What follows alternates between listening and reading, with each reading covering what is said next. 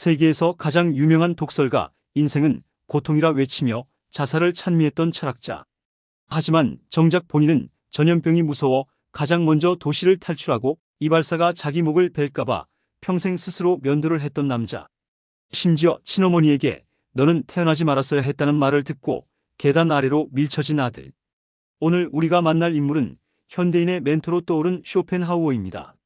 그런데 여러분, 그가 왜 그토록 세상에 침을 뱉었는지 아시나요? 그의 위대한 철학은 사실 지독한 애정, 결핍과 열등감이라는 진흙탕 속에서 피어난 꽃이었습니다. 오늘은 위인전에는 절대 나오지 않는 쇼펜하우어의 더 위대한 콤플렉스에 대한 이야기를 해보려 합니다. 1788년 독일의 부유한 상인 집안에서 태어난 쇼펜하우어는 흔히 말하는 금수저였습니다. 하지만 그의 집안은 겉보기와 달리 위태로웠죠. 우울증에 시달리던 아버지는 그가 17살 때 스스로 목숨을 끊었습니다. 남겨진 건 막대한 유산과 자유를 찾았다는 듯 사교계의 여왕으로 변신한 어머니 요한나뿐이었죠. 베스트셀러 작가였던 어머니는 아들의 어두운 성격을 혐오했습니다. 두 사람은 만나기만 하면 싸웠고 결국 어머니가 아들을 계단에서 밀쳐버린 그날 이후 그는 죽을 때까지 24년 동안 어머니를 보지 않았습니다.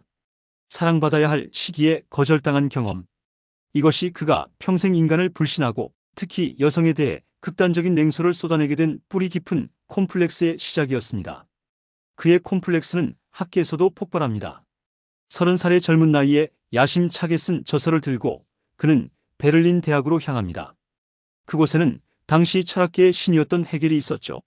쇼펜하우어는 오만하게도 헤겔과 똑같은 시간에 강의를 개설합니다. 결과는 참담했습니다.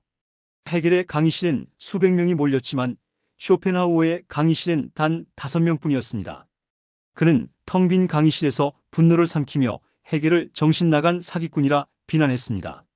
하지만 그 비난은 사실 당대 최고의 천재가 되고 싶었으나 아무도 알아주지 않는 자신의 처지에 대한 처절한 열등감이었습니다. 그렇게 그는 30년이 넘는 세월을 무명으로 오직 자기 집계와 대화하며 고립된 삶을 삽니다.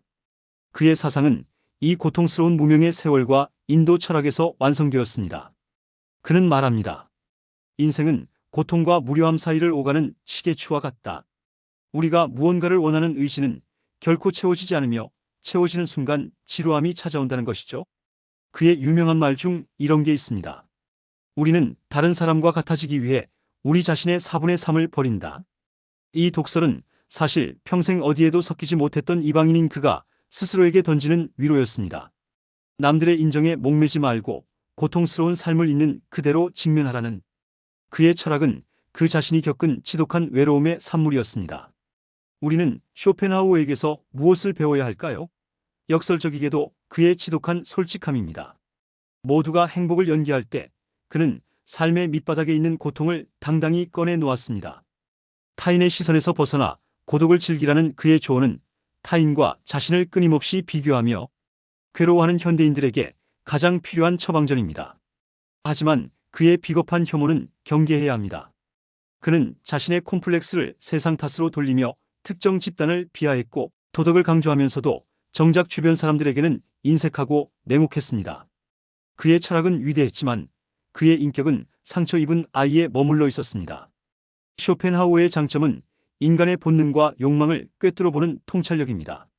반면 단점은 그 통찰을 타인을 사랑하는 데 쓰지 못하고 자신을 방어하는 방패로만 썼다는 점이죠.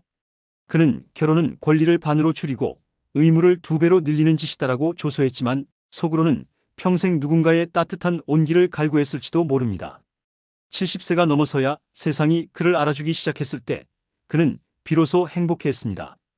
고통뿐인 인생이라 외치던 노철학자는 사람들이 자신을 칭송하자 누구보다 그 명성을 즐겼죠. 어쩌면 그는 평생 내가 최고야라는 그 한마디가 듣고 싶었던 소년이었을지도 모릅니다. 여러분은 오늘 쇼펜하우어의 민낯을 보며 어떤 생각이 드셨나요? 완벽한 위인의 가르침보다 상처투성이인 이 독설가의 투덜거림이 더 위로가 되지는 않으신가요? 우리 역시 각자의 콤플렉스를 안고 살아가는 평범한 인간이기 때문일 겁니다. 오늘 영상이 여러분의 고통을 조금이나마 가볍게 해드렸다면 구독과 좋아요로 함께 해주세요. 다음 시간에는 쇼펜하우어가 그토록 증오했던 남자, 하지만 성공 가도만 달렸던 해결의 말할 수 없는 비밀에 대해 다뤄보겠습니다. 시청해 주셔서 감사합니다.